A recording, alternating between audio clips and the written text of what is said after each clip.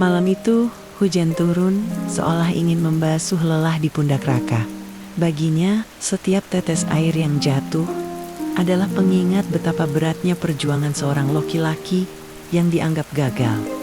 Namun, ia tidak tahu bahwa badai yang sesungguhnya justru menantinya di balik pintu rumah yang selama ini ia sebut tempat pulang.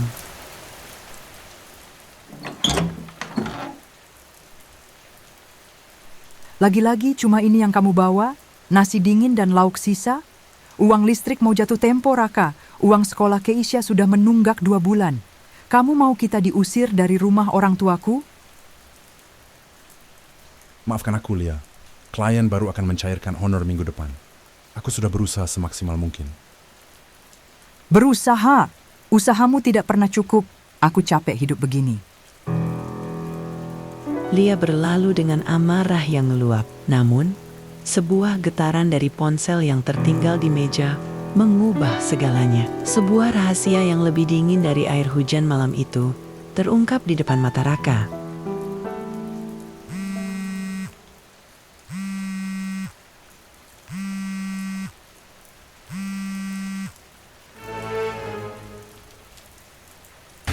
Sayang, kamar hotel sudah siap.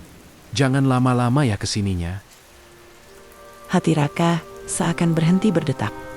Dunia di sekelilingnya mendadak sunyi. Bukan lagi lapar yang ia rasakan, melainkan sebuah luka yang tak terlihat, namun berdarah sangat hebat.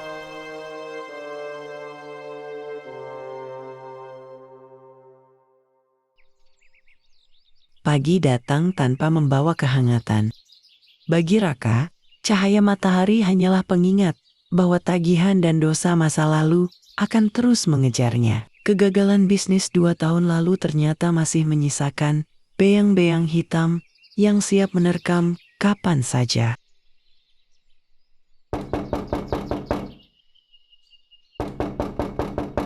Raka, keluar kamu.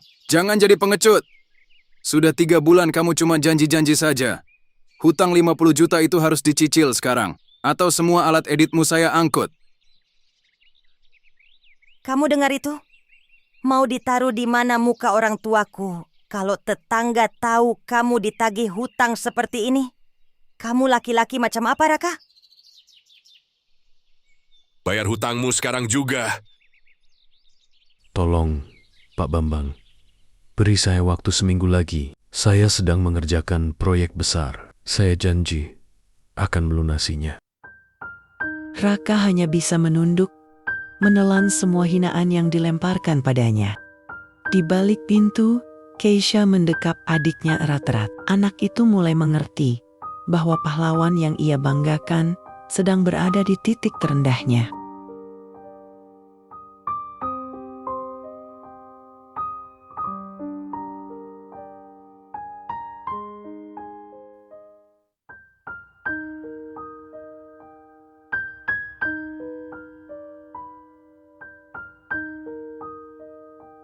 Bagi dunia, Raka mungkin hanya seorang editor kecil yang gagal. Namun di balik layar monitor yang menyala hingga pagi, ia sedang bertarung melawan waktu. Mie instan mentah menjadi penyambung nyawanya. Demi memastikan setiap rupiah yang ia hasilkan utuh untuk mencicil hutang dan sekolah anak-anaknya. Ayah, Keisha taruh uang saku Keisha di sini ya. Ayah jangan lupa makan.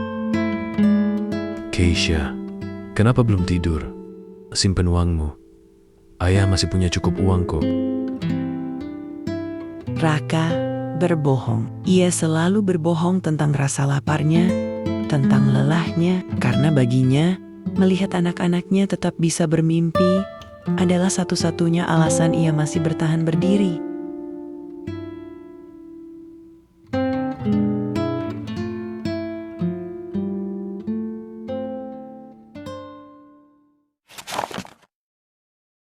Kesabaran Lia akhirnya mencapai batasnya.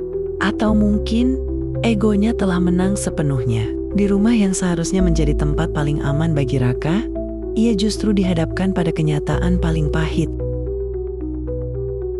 Tanda tangani ini sekarang. Aku sudah tidak mau tahu lagi. Dan karena ini rumah orang tuaku, Sekarang juga kamu keluar dari sini. Bawa semua barang-barang tidak bergunamu itu. Lia, ini sudah tengah malam. Hujan sangat deras. Setidaknya biarkan aku pamit pada anak-anak. Tidak perlu. Pergi sekarang atau aku panggil warga untuk menyeretmu keluar. Dengan tangan gemetar, Raka mengemas dunianya ke dalam satu tas ransel. Ia melangkah keluar, menembus dinginnya malam. Tak ada harta yang ia bawa, hanya luka dan peralatan Edith yang menjadi satu-satunya harapan untuk menyambung hidup. Ayah, jangan pergi ayah. Maafkan ayah, nak. Ayah akan tetap menjemputmu. Malam itu, Raka kehilangan tempat bernaung. Namun, di bawah guyuran hujan, ia bersumpah ia tidak akan membiarkan anak-anaknya ikut tenggelam dalam kehancurannya.